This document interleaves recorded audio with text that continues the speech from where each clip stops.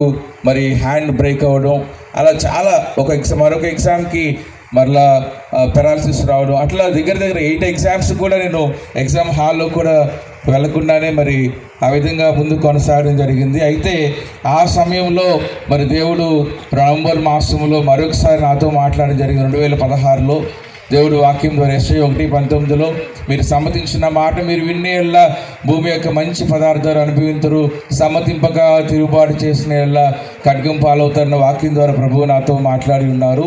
ఆ తర్వాత కాలంలో మరి మా కుటుంబంలో ఎవరు కూడా సేవలో లేరు.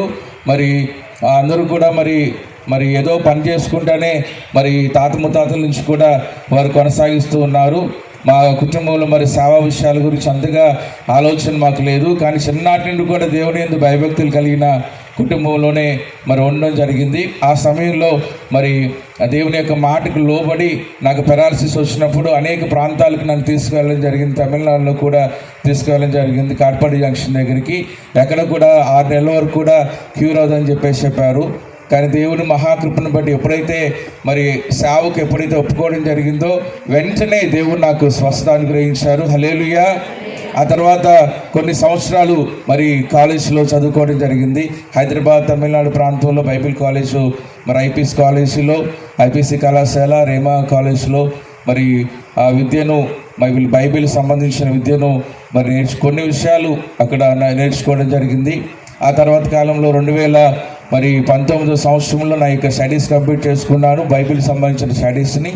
ఆ తర్వాత మరలా 2020 ఆ కరోనా సమయంలో మరి దేవుడు మరి అక్కడ ఎలా మరి ముందు సేవ విషయాల గురించి ఆలోచించినప్పుడు దేవుడు నాతో ఒక ఆలోచన, ఒక ప్రార్థన చేసుకున్నప్పుడు నీకున్న స్థలములో నువ్వు నన్ను మొదటిగా ఆరాధించిన దేవుడు నాతో మాట్లాడి ఉన్నారు.